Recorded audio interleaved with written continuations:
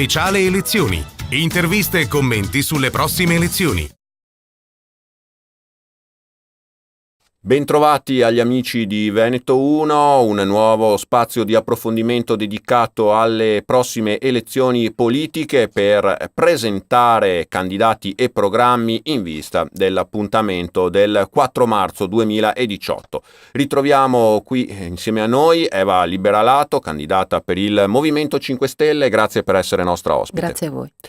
Candidata al collegio uninominale di Castelfranco, della Castellana e anche di parte della provincia di Venezia.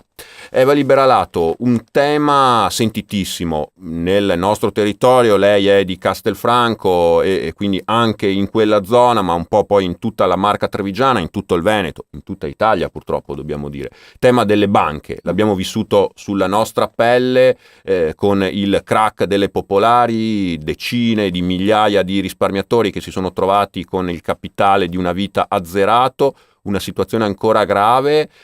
Cosa si può fare e cosa bisognerebbe fare in questo settore? La situazione è effettivamente gravissima, perché quello che è accaduto, oltre ad aver privato tutti i cittadini di risparmi di una vita, i nostri compaesani di risparmi di una vita, ha anche paralizzato l'economia, perché l'impianto delle imprese locali si basava su prestiti garantiti da Azione, e quindi di cui adesso viene chiesto rientro, e quindi mancanza assoluta di liquidità da parte delle imprese.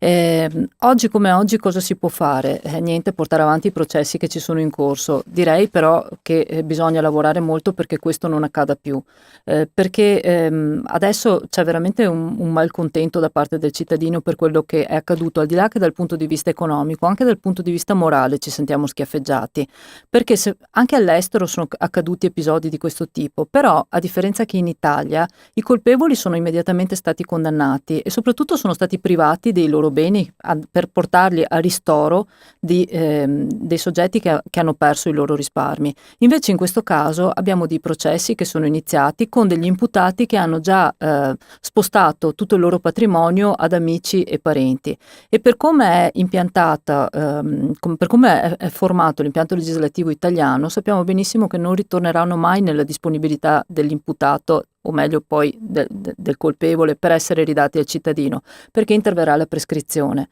Questo è un grosso problema, e io sono un avvocato e quindi tocca una materia che mi è cara. Non può essere che nella materia penalistica in Italia, che è una materia estremamente delicata, valga un principio per cui la prescrizione inizia a decorrere dal momento in cui il soggetto ha commesso il reato. La prescrizione, come nel diritto civile, deve interrompersi nel momento in cui inizia il processo, quantomeno, o dal momento in cui, essendo un penale, uno assume la qualità di imputato, o dal momento in cui viene emessa la prima sentenza di condanna. Invece nel nostro ordinamento non è così. Quindi adesso gli imputati della Banca Popolare di Vicenza cosa faranno? Quello che fa qualsiasi imputato in un processo, quindi cercherà di procrastinarlo il più possibile in maniera che la prescrizione decorra. Andranno in appello, e un'altra cosa che va riformata è il divieto di reformatio in peius, cioè, tradotto, cosa significa? Se io cittadino faccio appello in materia penale, lo faccio in maniera spensierata, perché tanto so che la pena che mi verrà comminata non può essere peggiore della prima. E intanto passa ancora un po' di tempo.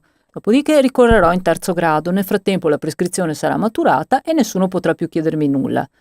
Questo è un sistema che non va bene, ed è per quello che oggi noi cittadini truffati da questo sistema bancario ci sentiamo impotenti.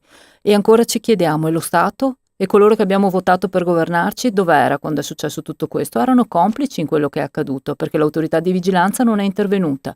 Non può essere così. E in più, dove io vado a mettere i miei risparmi? Devono essere custoditi, non devono essere utilizzati per fare speculazioni in economie virtuali.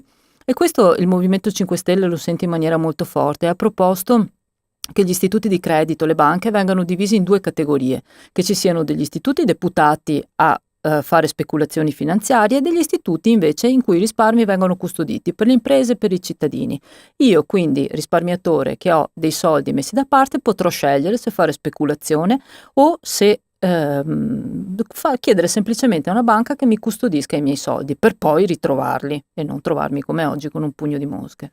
E proprio in una battuta conclusiva, anche le autorità di vigilanza, lei lo citava prima, ad esempio il Movimento 5 Stelle chiede che la Banca d'Italia Si è torni coinvolta. pubblica anche. Oggi sappiamo la maggioranza della Banca d'Italia è detenuta da banche private. Voi Esatto. dite Che ci deve essere questo una non la rende terza naturalmente rispetto ai suoi azionisti. Bisogna Questo tornare... vale per la Banca d'Italia, vale per qualsiasi ente di vigilanza. Non ci deve più essere conflitto di interesse, ci deve essere trasparenza, in modo che io cittadino mi possa sentire garantito. Se non mi sento garantito dall'ente di vigilanza, come posso vivere in modo sereno lo Stato?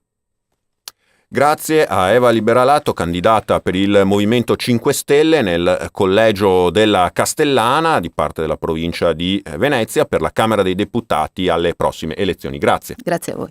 Grazie anche da parte mia per averci seguito. A tutti voi vi rinnovo l'appuntamento con i prossimi spazi di approfondimento politico dedicati alle elezioni del 4 marzo, sempre sui canali di Veneto 1.